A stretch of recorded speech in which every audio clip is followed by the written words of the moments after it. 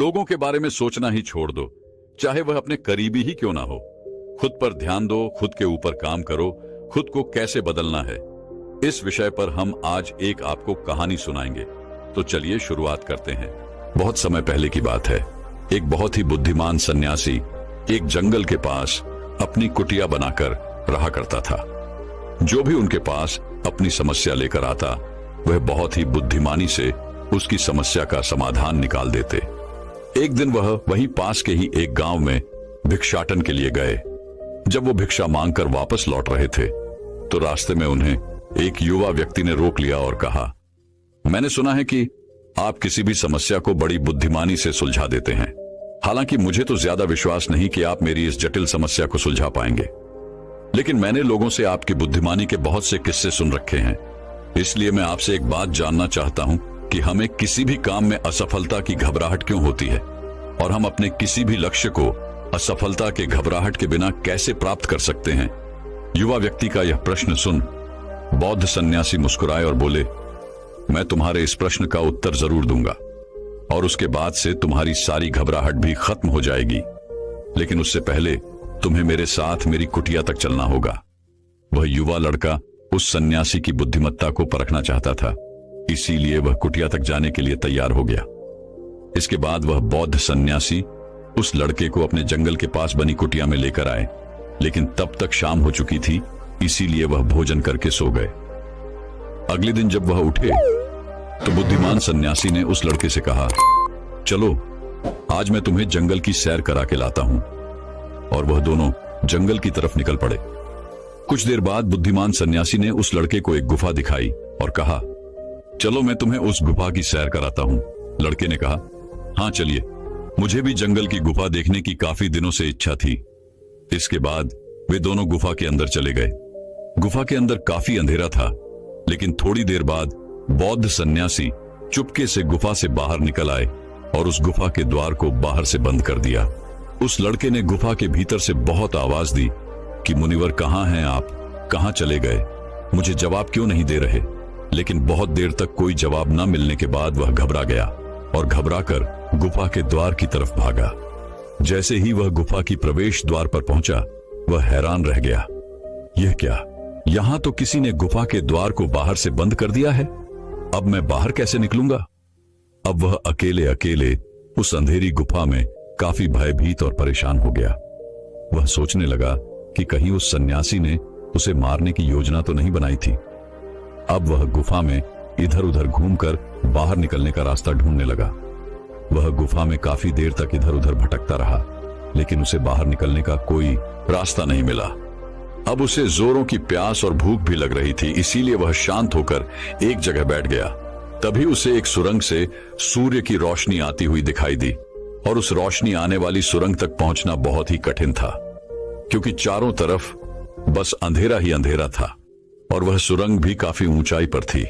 पर फिर भी वह तुरंत उठा और अपनी सारी भूख प्यास को भूलकर अपना सारा ध्यान उस गुफा से बाहर निकलने पर लगा दिया। काफी मेहनत और प्रयास करने के बाद वह उस सूर्य की रोशनी आने वाली सुरंग तक पहुंच गया, और कुछ दूर तक उस सुरंग में ही ऊपर चढ़ता गया। तभी अचानक उसे वह सन्यासी हाथ आगे बढ़ाता हुआ दिखाई दिया।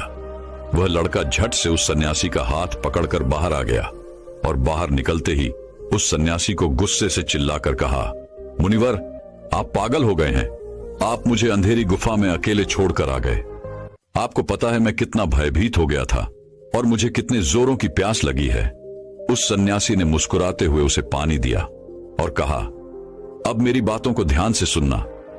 तुम इस गुफा के बाहर सिर्फ 2 कारणों की वजह से निकल पाए, जिसने तुम्हें इस गुफा से बाहर निकलने के लिए मजबूर किया। पहला कारण, क्योंकि तुम्हें जोरों की प्यास और भूख लगी थी, और दूसरा कारण, तुम्हें वहां घुटन महसूस हो रही थी, क्योंकि तुम्हें मित्रों और परिवार वालों के साथ रहने की आदत पड़ चुकी है।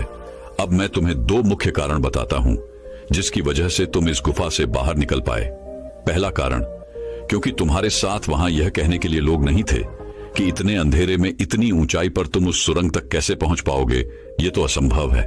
और दूसरा कारण, वहां यह कहने के लिए भी लोग नहीं थे कि चलो कोई दूसरा रास्ता देखते हैं, इससे भी आसान रास्ता मिल जाएगा और हम बहुत आसानी से इसको फिर से बाहर निकल जाएंगे। सफलता प्राप्त करने का नियम भी कुछ ऐसा ही है। ये तो मैंने तुम्हें सफलता कैसे प्राप्त करी इसकी एक छोटी सी दुनिया बनाकर दिखाई है, और वास्तविक दुनिया इससे कहीं अधिक जटिल होती है। वहां हमें सलाह देने के लिए बहुत से फालतू लोग मिल जाते हैं जो खुद तो कुछ कर नहीं पाए, लेकिन हमें ज्ञान देंगे कि यह मत करो, यह बहुत कठिन है, यह तुमसे ना हो पाएगा, इससे अच्छा तो तुम वह काम कर लो, उसमें तुम्हें निश्चित रूप से सफलता मिल जाएगी। और ऐसे ही वह हमारे दिमाग को भटका कर चले जाते हैं और हमें खुद पर संदेह होने लगता है। सफलता ना मिलने का एक बड़ा कारण यह भी है कि सफलता प्राप्त करने की प्रक्रिया बहुत लंबी होती है, और यहां जब हमारा मन घंटों घंटों में बदल जाता है तो फिर लक्ष्य प्राप्ति के महीनों और सालों के प्रयास में ही हमारा मन क्यों नहीं बदलेगा।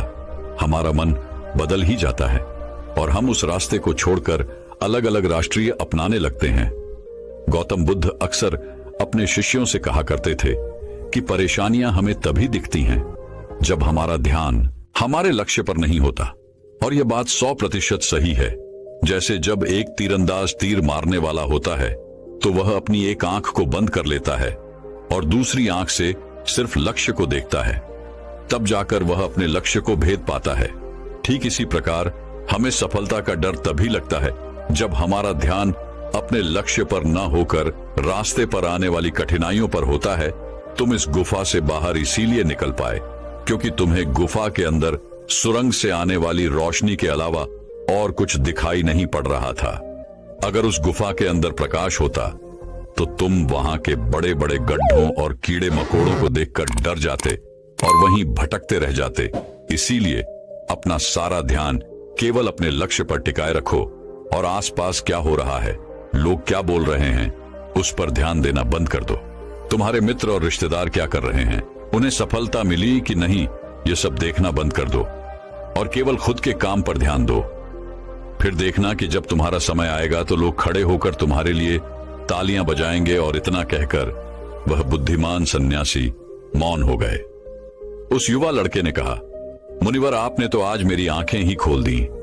आपने कही हर एक बात में ही मुझे बुद्धिमानी नजर आई। आप सच में बहुत बुद्धिमान हैं, इसीलिए सभी आपको बुद्धिमानी का लोहा मानते हैं।